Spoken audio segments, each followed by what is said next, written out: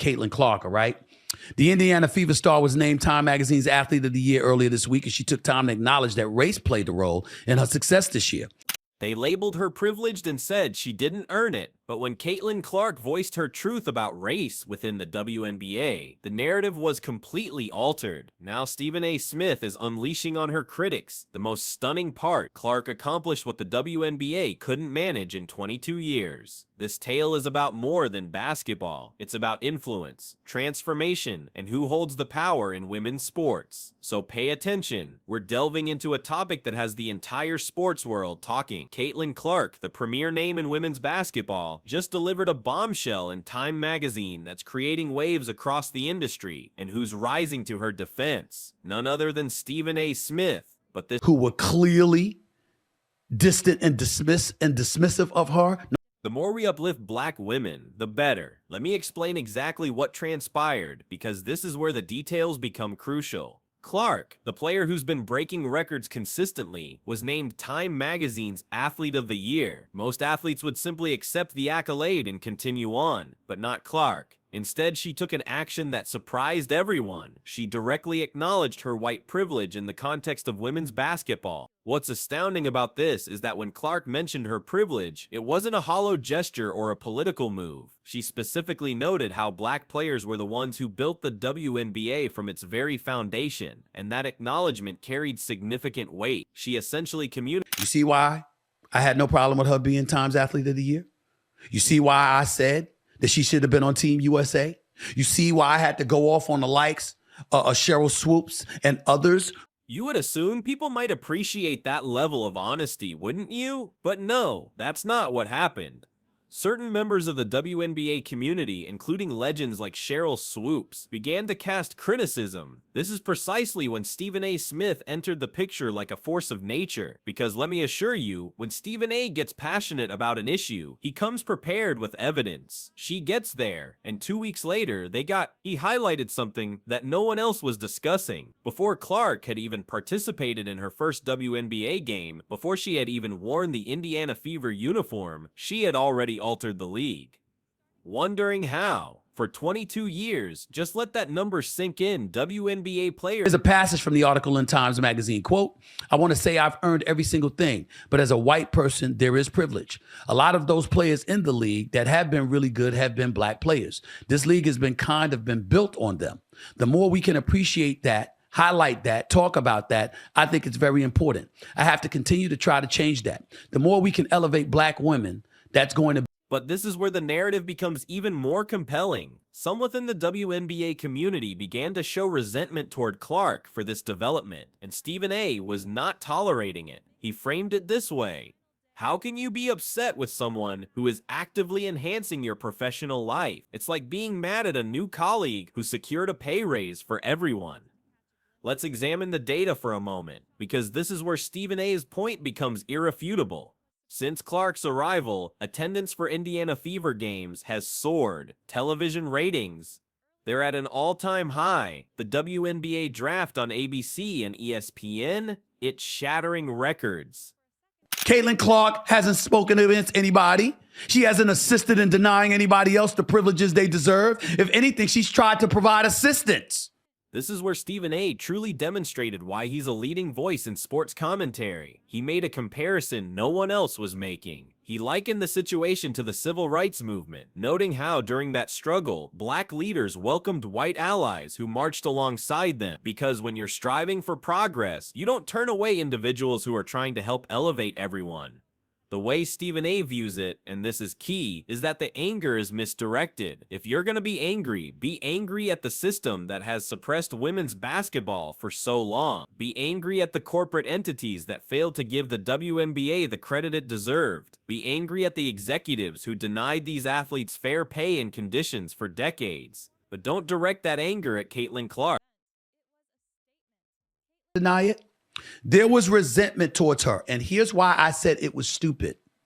Because when she came into the WNBA, for 22 plus years, they had been flying commercial. They were begging for chartered flights. Because the truth about Clark, which Stephen A. repeatedly emphasized, is that she hasn't disparaged anyone. She hasn't attempted to diminish the credit due to the league's founders. In fact, she is doing the complete opposite. She is leveraging her platform to spotlight the achievements of the black players who preceded her. She's admitting her privilege while simultaneously working to improve conditions for everyone in the league. Consider it this way: when you have an influential person genuinely trying to advance your cause, why would you reject them? As Stephen A. stated, a rising tide lifts all boats. Clark isn't just elevating herself, she's trying to elevate the entire league with her, and that is what makes this entire dispute so frustrating to commentators like Stephen A. Smith. But here's where the situation gets even more compelling, a point Stephen A. strongly highlighted in his commentary. We're no longer just discussing basketball, we are talking about a significant... Let's delve deeper into what Stephen A. was truly addressing. He mentioned how, for years, the WNBA has battled for fundamental respect within the sports industry. We're talking about amenities NBA players see as standard, adequate travel, fair wages, and media attention. And what's astonishing is that it required someone like Clark, who openly admits her privilege, to finally start making progress on these fronts.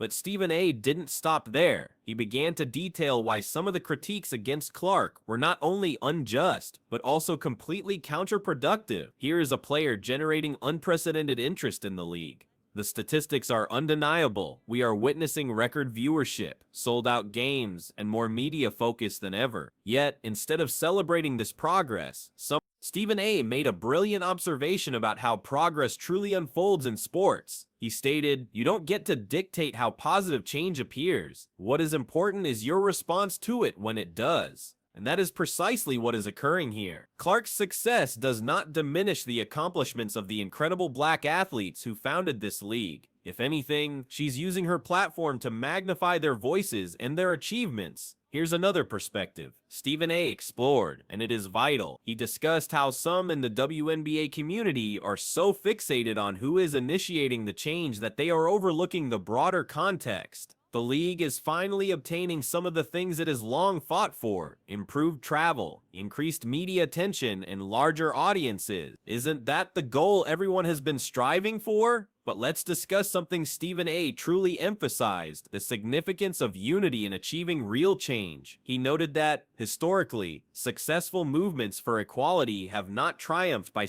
Stephen A. also countered the notion that Clark's success somehow lessens the accomplishments of others. He identified it for what it is: a false narrative. Success in women's sports is not a zero-sum game. Clark bringing more focus to the WNBA does not diminish the incredible feats of players like Cheryl Swoops, Lisa Leslie, or Dawn Staley. If anything, it brings more attention to their legacies. And here is where Stephen A. was spot on. He argued that the true adversary isn't other players, it's the institutional obstacles that have hindered women's basketball for years. The real struggle isn't with someone like Clark who is trying to dismantle those obstacles. The real struggle is with the systems and mindsets that created those obstacles to begin with.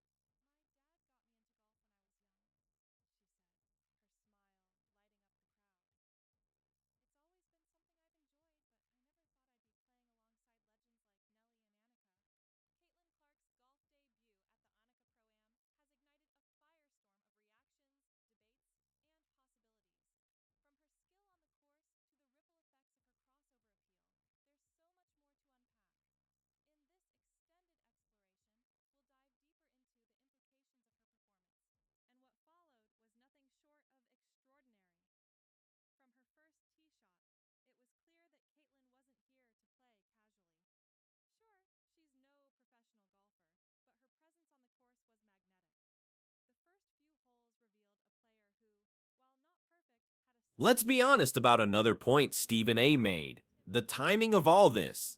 The WNBA is at a pivotal point in its history. It's finally receiving some of the recognition and resources it merits. TV ratings are increasing, attendance is rising, sponsorships are improving. This is precisely what everyone has been fighting for. So why are some acting as if this success is a problem, simply because of the person helping to achieve it? Stephen A. concluded his defense of Clark with a powerful observation about legacy. He predicted that years from now, people won't recall the controversy. They will remember this as the time when women's basketball finally began to receive the respect it had earned. They will remember how a player used her privilege not to sideline others, but to elevate them. And that is the core of this entire situation. It's not just about Caitlin Clark or Stephen A. Smith, or even the WNBA. It's about recognizing that progress doesn't always arrive in the expected form. Sometimes it comes via unexpected allies. Sometimes it comes through individuals who admit their advantages and use them to support others. And as Stephen A. Smith so skillfully articulated, that is not something to be resisted. It's something to be embraced. Because ultimately, this is about more than just basketball. It's about understanding that real change occurs when people unite, acknowledge their differences, and pursue common objectives. And that is precisely what Clark is striving to do. Use her platform to improve the game for everyone, not just for herself.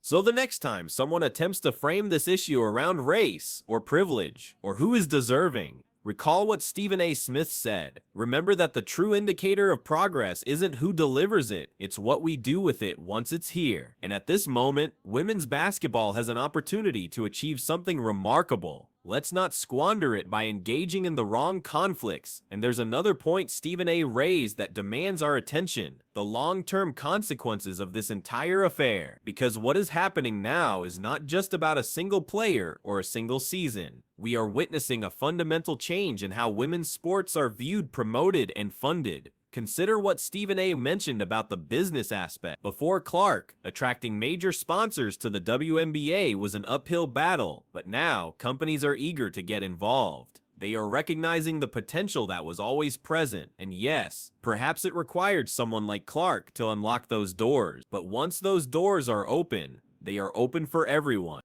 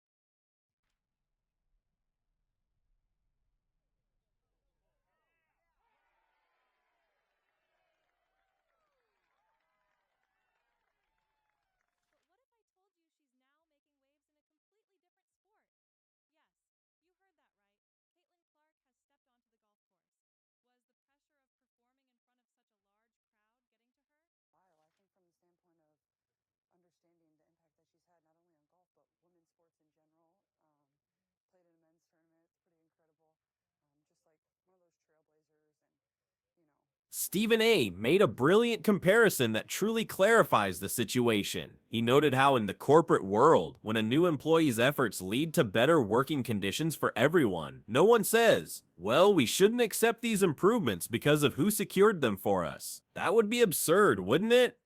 So why are we applying that same flawed logic to women's basketball? And let's touch on another aspect Stephen A. highlighted: the international effect. The WNBA is no longer just an American league, it's a global brand. Players from across the world aspire to play here, and as the league grows stronger, gains more visibility, and acquires better resources, it benefits everyone who loves the sport, irrespective of their background. This is why Stephen continually stresses that this moment transcends any single player. It's about seizing the chance to elevate the entire sport. When Clark attracts new fans, those fans don't solely watch her. They learn about Asia Wilson's dominance. They find out about Breanna Stewart's incredible career. They hear about the pioneers who built this league from the start. Because in the end, as Stephen A. so powerfully articulated, the objective isn't just to make women's basketball more popular, it's to make it more equitable. It's about building a league where future generations of players from all backgrounds can flourish. And if we are committed to that goal, we cannot allow old grudges and misdirected anger to impede our progress.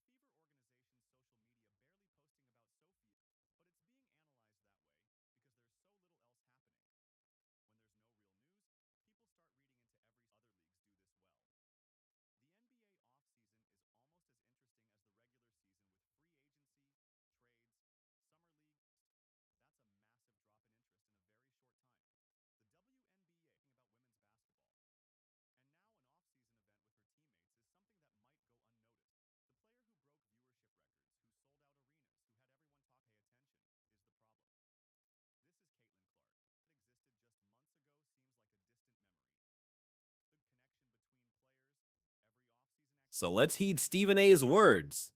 Let's concentrate on the larger vision. Because this moment, this chance to transform women's basketball might not present itself again. And in the years to come, we won't be concerned with who initiated the change. We will be concerned with whether we had the foresight to welcome it when it arrived. If this exploration into basketball's most contentious debate has made you think, you are not the only one. We are only beginning to explore this transformative discussion. Click that subscribe button and activate notifications to receive more insightful sports commentary. Share your opinions in the comments. What is your perspective on Stephen A.'s defense of Clark? Remember to hit the like button if you appreciate content that bypasses the chatter and seeks the truth. Until we meet again, let's keep the dialogue alive.